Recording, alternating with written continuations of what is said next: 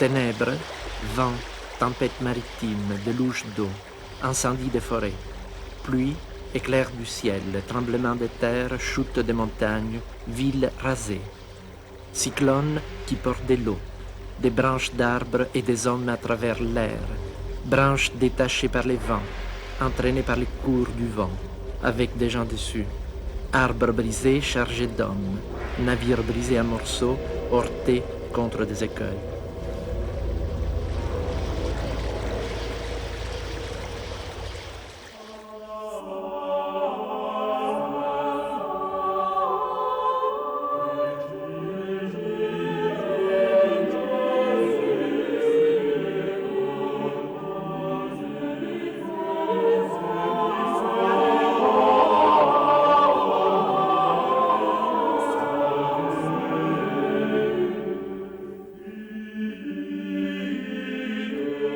Un sol rocheux, brun rougeâtre, se termine au premier plan par un abîme.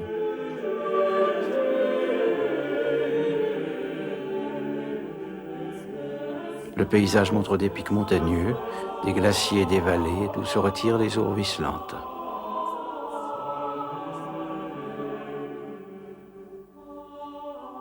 À droite, un arbre très sombre sur la pente d'une colline.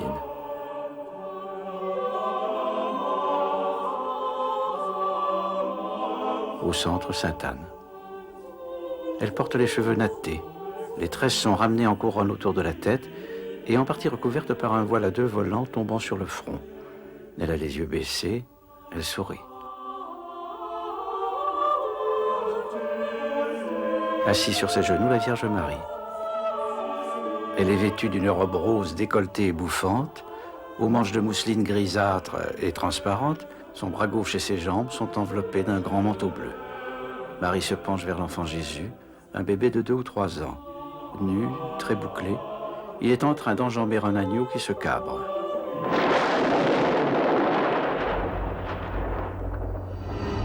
La force naît par la violence et meurt par la liberté. Et plus elle est grande, plus vite elle se consume. Elle chasse avec rage tout ce qui s'oppose à sa destruction. Elle aspire à vaincre et à tuer la cause de l'obstacle qu'elle rencontre. Et, les domptant, se détruit elle-même. Plus il est grande, plus sa puissance s'accroît. Toute chose, instinctivement, fuit la mort. Toute chose soumise à la contrainte fait peser une contrainte sur d'autres. Sans force, rien ne s'émeut. Léonard a commencé sa carrière de peintre vers 1472 dans l'atelier de Verrocchio à Florence. Il serait l'auteur de l'Ange et des paysages dans le célèbre baptême du Christ de son maître. À la même époque, il peint une Annonciation.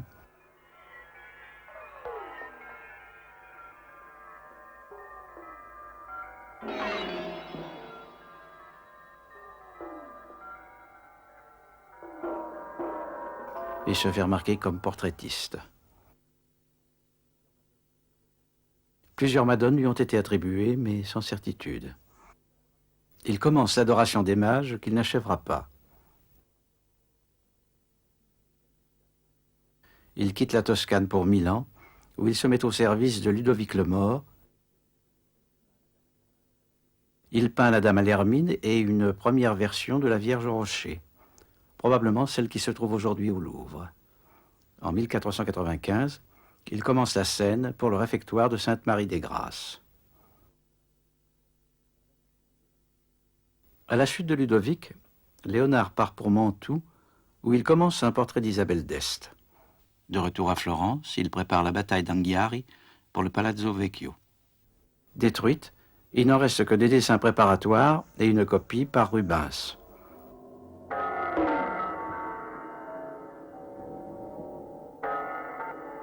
Léonard commence à travailler sur le thème de Sainte-Anne.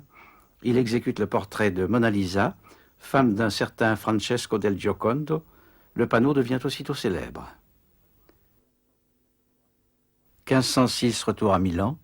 Seconde version de la Vierge au Rocher, probablement celle de Londres. Léonard poursuit ses recherches sur la Sainte-Anne. 1513, il quitte Milan et entre au service de Julien de Médicis à Rome. Il se consacre à des études techniques. 1516, à la mort de son protecteur, il accepte l'invitation du roi de France, François Ier. Il passe les Alpes, peut-être avec la Joconde, la Sainte-Anne et Saint-Jean-Baptiste. 3 tableaux qui n'avaient pas été livrés à leur commanditaire, sans doute parce que le peintre n'était pas parvenu à les achever. Il s'installe au manoir de Cloux, aujourd'hui Clos-Lucé, non loin du château d'Amboise. On raconte que le roi venait lui rendre visite en passant par un souterrain. Léonard meurt le 2 mai 1519. Son assistant, Francesco Melzi, repart en Italie avec les papiers du peintre, plus de 10 000 pages de notes et de dessins qui témoignent d'une immense curiosité encyclopédique. Ces textes sont écrits à l'envers, de droite à gauche.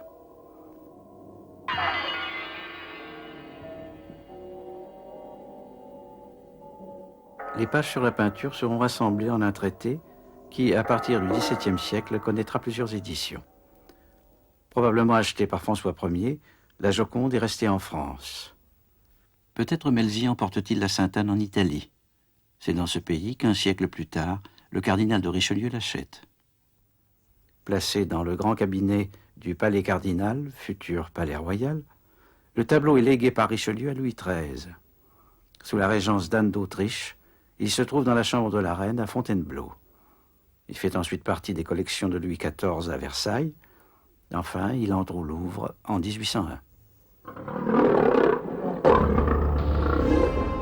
L'homme a été appelé par les anciennes microcosme.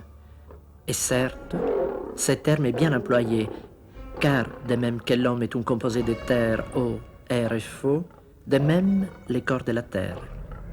Si l'homme a les os, support et armature de la chair, le monde a les rochers comme support de la terre. Si l'homme porte les lacs du sang, où les poumons se gonflent et dégonflent dans la respiration, le corps de la terre a son océan qui lui croît et décroît toutes les 6 heures, en une respiration cosmique. Si les veines partent de ces lacs de sang, en se ramifiant dans les corps humains, de même l'océan remplit le corps de la terre d'une infinité de veines d'eau. Avant de peindre un panneau, Léonard préparait un carton. La première version du thème de Sainte-Anne, celle de la National Gallery à Londres, est un dessin au fusain avec des rehauts de pastel. La Vierge est assise sur les genoux de Sainte-Anne et l'enfant Jésus joue avec Saint Jean-Baptiste. Il existe sur ce même thème plusieurs études préparatoires. Léonard n'a, semble-t-il, jamais réalisé la peinture qu'appelait ce carton. Par contre, un de ses disciples, Bernardo Luini, l'a fait en ajoutant un Saint-Joseph à l'ensemble. Le frère Pietro de Nuvolari, dans une lettre à Isabelle d'Este datée d'avril 1501, décrit un second carton qui fait alors l'émerveillement de la ville de Florence.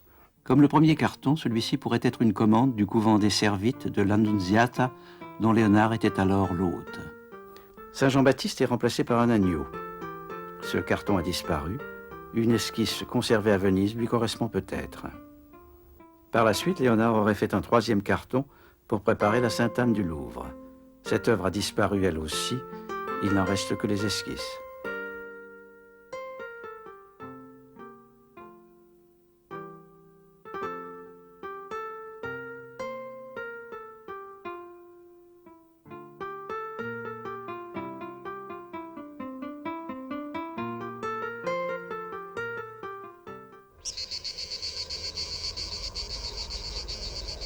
La peinture s'étend à toutes les fonctions de l'œil, qui sont au nombre de 10, c'est-à-dire ténèbres et lumière, volume et couleur, figure et emplacement, distance et proximité, mouvement et repos. Le panneau mesure 1,12 m de large sur 1,68 m de hauteur. Il se compose de 4 planches de peuplier d'Italie, de 3 cm d'épaisseur, collées et chevillées, renforcées par la suite par 2 barres transversales de bois de sapin. À une époque ultérieure, le panneau a été élargi. 2 bandes de 8 à 10 cm ont été ajoutées de chaque côté. Elles ont ensuite été peintes de façon à amplifier la composition.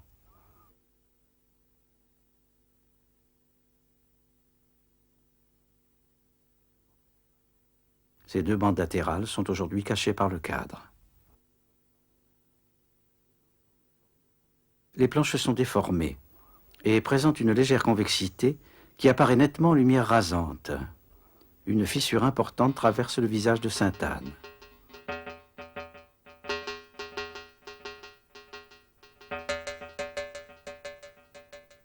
L'Adoration des Mages ou Saint Jérôme, tableau inachevé, montre le premier stade des peintures de Léonard. Sur une préparation claire ou rougeâtre, le peintre réalise un dessin très détaillé, puis il met en place un modelé monochrome. Dans la Sainte Anne, le dessin se devine sous les zones claires. La couche de peinture est extrêmement mince.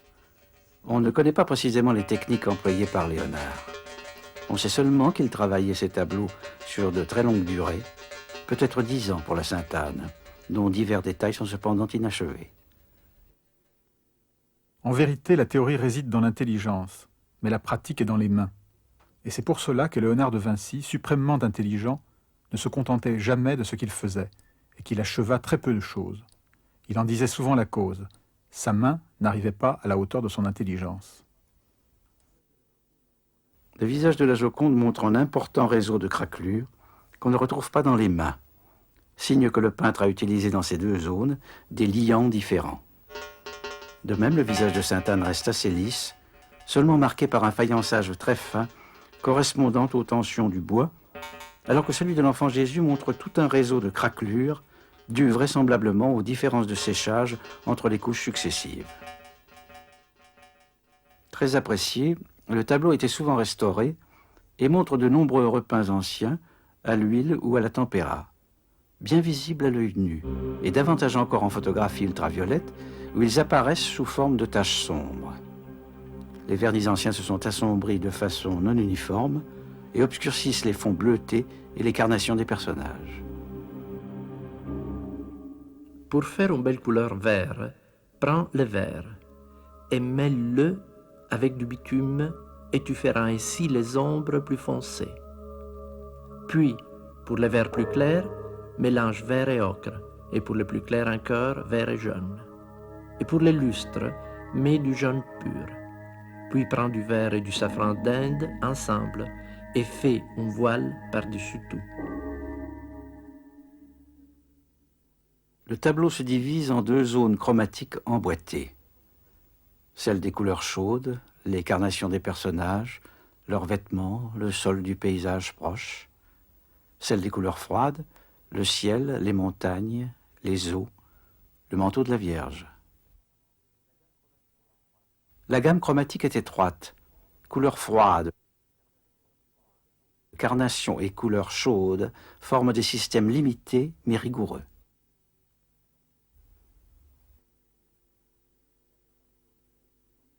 Les zones claires sont mises en valeur par la proximité de zones sombres. L'arbre et le ciel, le visage de sainte Anne et sa coiffure, l'épaule de la Vierge et sa chevelure brune, le visage de l'enfant et l'arrière-plan. Le peintre module tout son groupe central en jouant à la fois sur les contrastes de clarté et les contrastes de couleur.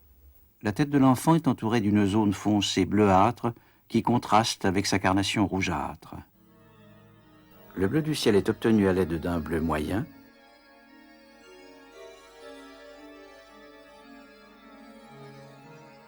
Les carnations des personnages par l'éclaircissement d'un rouge.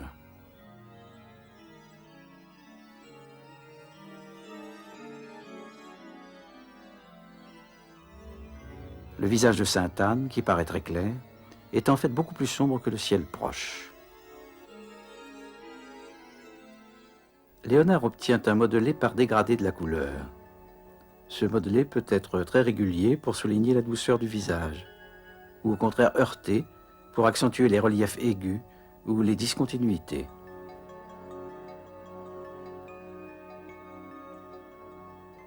Et c'est un trait merveilleux de son génie que, désirant donner le maximum de relief à ce qu'il faisait, il recherchait les ombres les plus épaisses et les fonds les plus obscurs, au moyen de noirs donnant des ombres plus foncées et paraissant de plus en plus sombres, afin que, par contraste, les clairs semblent plus lumineux.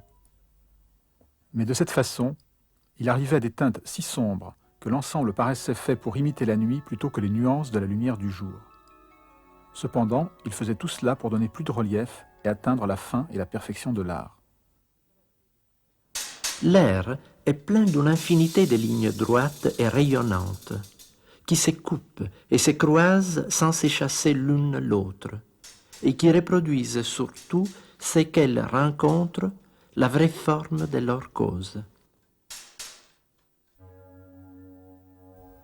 Dans le plan du tableau, le groupe délimite une surface triangulaire, mais dans le volume suggéré, il forme plutôt une pyramide, figure qu'affectionnait particulièrement Léonard. En passant du carton de Londres au tableau du Louvre, le peintre a considérablement accentué cet effet triangulaire. Le visage de Sainte-Anne occupe le sommet, un axe vertical est marqué par sa tête et son pied gauche. Le déplacement latéral de l'enfant entraîne celui de Marie et rend ainsi le groupe encore plus compact. Regards et gestes des personnages polarisent toute l'action vers la droite. Le groupe semble en équilibre instable autour de l'axe figuré par Sainte-Anne. On a cru pouvoir déceler plusieurs ellipses ou plusieurs cercles dans l'enchevêtrement des formes. Et l'œil a du mal à délimiter les personnages dont les membres semblent permutables. Les épaules de Marie et de Sainte-Anne sont confondues, le bras de la Vierge pourrait aussi bien appartenir à Sainte-Anne, leurs jambes peuvent se confondre. De la même façon, la patte de l'agneau est en continuité avec la cuisse de l'enfant.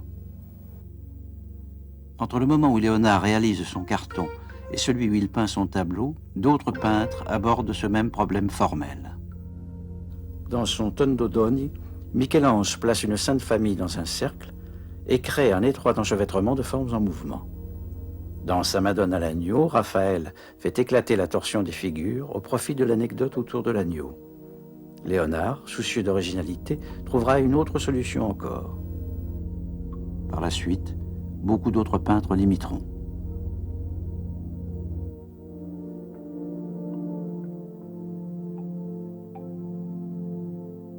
Il est possible d'imaginer le cheminement de Léonard à travers ses dessins successifs pour les diverses Sainte-Anne. Les figures se rapprochent, se superposent, se nouent, s'enchevêtrent.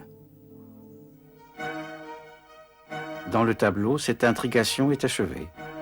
Des séries de courbes s'emboîtent les unes dans les autres, formant une sorte de grand entrelac dynamique.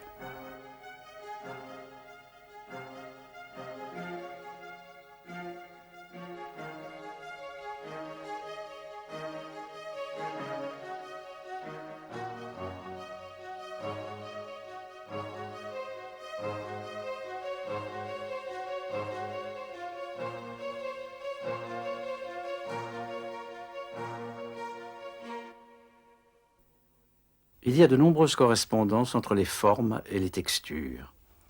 Plis des vêtements et plis des montagnes, masse du visage de Sainte-Anne et masse montagneuse, stratification des rochers et plis des tissus. Les boucles de l'enfant ou celles de l'agneau, les tresses de Sainte-Anne, les festons qui débordent, les boucles de la Vierge, les plissés de sa robe, répètent à plus petite échelle l'entrelac général des formes, thème central de Léonard. Si tu regardes des murs souillés de beaucoup de taches ou faits de pierres multicouleurs, avec l'idée d'imaginer quelques scènes, tu y trouveras l'analogie des paysages ou des corps de montagne, rivières, rochers, arbres, plaines, larges vallées et collines de toutes sortes. Tu pourras y voir aussi des batailles et des figures aux gestes vifs et d'étranges visages et costumes. Et une infinité de choses que tu pourras ramener en forme nette et complétée. Et il en va de ces murs et couleurs comme du son des cloches.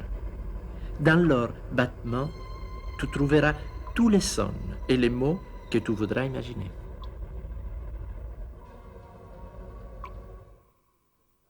La figure de Sainte-Anne, mère de la Vierge Marie, rare au XIVe siècle, se répand en Toscane au XVe siècle. Chez Masaccio, c'est une femme âgée. Elle domine la Vierge qui est assise sur ses genoux. Le groupe est traité de façon hiératique. Chez Léonard, les deux femmes ne montrent plus de différence d'âge. Tout hiératisme a disparu.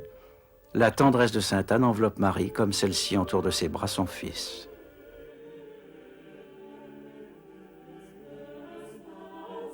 L'enfant s'échappe d'entre les jambes de sa mère, comme pour symboliser une naissance.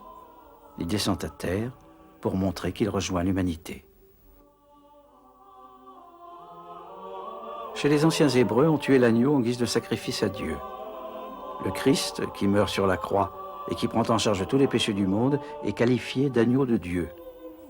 Les traits juvéniles et la fragilité de l'animal sont soulignés. En tentant de l'enjamber, Jésus torture quelque peu l'agneau.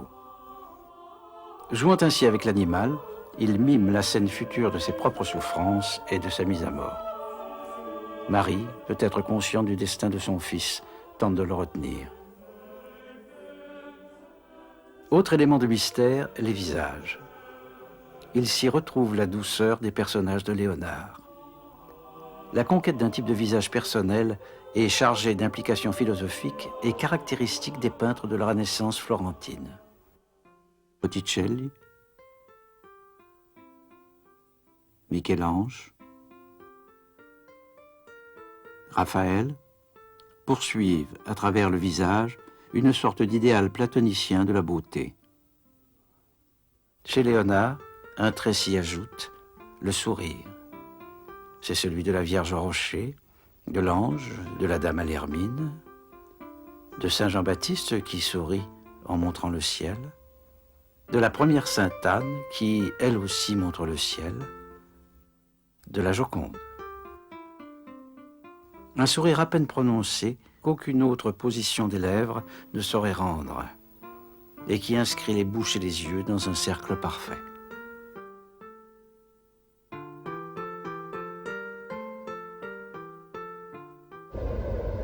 Toute sa vie, Léonard a été préoccupé par les montagnes, leurs plis, leurs couches géologiques, les fossiles marins qu'on y trouvait, les eaux courantes, les phénomènes atmosphériques. Le paysage de haute montagne lointaine et bleutée est désert, uniquement minéral, ruisselant d'eau qui semble se retirer comme après un cataclysme tellurique. Le paysage de la Joconde montre les mêmes sortes de lointains bleus mystérieux. Dans la Vierge au rocher, le décor minéral devient encore plus fantastique avec une caverne aux formes étranges et au premier plan une sorte d'abîme. Cet abîme, présent aussi dans la Sainte Anne, sépare le spectateur de la scène. Il amorce une courbe qu'on retrouve à l'arrière-plan et le paysage semble lui aussi répéter la ligne serpentine en un gigantesque entrelac cosmique. Il semble que ce soit mon destin d'écrire ainsi sur les 1000 ans, car parmi mes plus lointaines impressions d'enfance, il me souvient que du temps où j'étais au berceau, un Milan vint m'ouvrir la bouche de sa queue, et à plusieurs reprises me frappa de sa queue sur les lèvres. À partir du rêve du Milan, Sigmund Freud tente en 1910 une analyse du tableau, un souvenir d'enfance de Léonard de Vinci. Se fiant à une mauvaise traduction, Freud prend l'oiseau pour un vautour. Il note que cet animal était une divinité maternelle chez les anciens Égyptiens. Léonard, fils bâtard d'un notaire toscan, a eu 2 mères, sa vraie mère et sa mère d'adoption, d'où, selon Freud, la condensation des 2 figures maternelles en un seul corps. Le sourire énigmatique qui revient chez tous ces personnages serait le sourire maternel sublimé. Un disciple de Freud, Oskar Pfister, découvre quelques années plus tard la silhouette d'un oiseau dans les contours et les plis du manteau bleu de la Vierge. La queue de l'oiseau viendrait bien en contact avec la bouche de l'enfant. Les uns voient le visage d'un homme noyé flottant sur les eaux. Dans la grotte de la Vierge au rocher, d'autres voient une main dressée face à un visage humain. Un auteur remarque les contours des cailloux placés au pied de Sainte-Anne. Très travaillés, l'un d'entre eux, une sorte d'agate, évoquerait la forme d'un fœtus. Ces interprétations, comme leurs critiques, peuvent être défendues à partir des écrits de Léonard lui-même. Le plus souvent, le peintre s'y montre ennemi de tout ésotérisme, surtout préoccupé d'observation et d'expérimentation scientifique. Mais parfois, il est fasciné par les images fantastiques. Il affectionne les prophéties, les déformations caricaturales, les anamorphoses.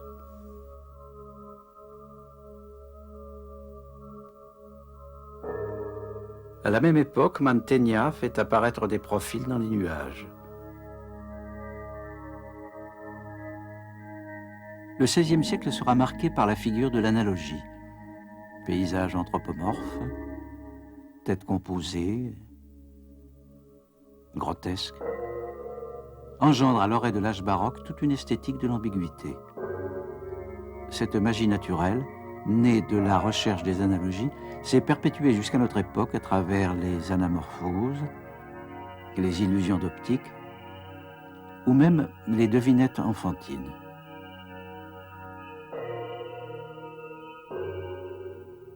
Sensibilisé par l'abondance de ces images incertaines, le regard moderne ne s'est fait plus méfiant vis-à-vis des images anciennes. Mais personne ne peut dire aujourd'hui avec certitude si Léonard a caché volontairement des images secrètes dans son tableau. La démarche intellectuelle de Léonard est sans doute à l'origine de cette ambiguïté. L'entrelac des lignes et des formes multiplie les analogies et les correspondances. La plastique devient le thème principal.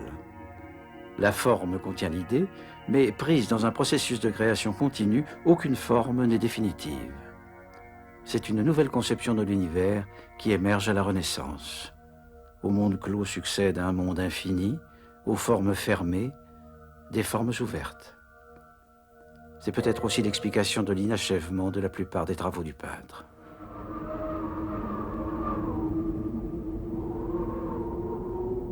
Poussé par mon ardent désir, impatient de voir l'immensité des formes étranges et variées qu'élabore l'artiste nature, j'errai quelque temps parmi les sombres rochers.